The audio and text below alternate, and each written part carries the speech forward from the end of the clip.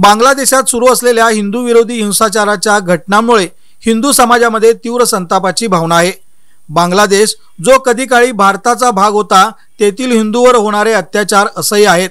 या पार्श्वभूमीवर महाराष्ट्र नवनिर्माण सेनेच्या इचलकरंजी शहर शाखेने या मुद्द्यावर तीव्र निषेध व्यक्त करत केंद्र सरकारला या समस्येवर त्वरित तोडगा काढण्यासाठी आंतरराष्ट्रीय पातळीवर प्रयत्न करण्याची विनंती केली आहे।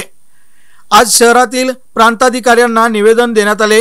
या निवेदनात बांगलादेशातील हिंदूवरील अत्याचार थांबविण्यासाठी भारत सरकारने तातडीने हस्तक्षेप करावा अशी मागणी करण्यात आली। त्याचप्रमाणे महात्मा गांधी चौकात महाराष्ट्र नवनिर्माण सेनेच्या वतीने निदर्शने करण्यात आली। या निदर्शनामध्ये मोठ्या प्रमाणात कार्यकर्ते सहभागी झाले होते।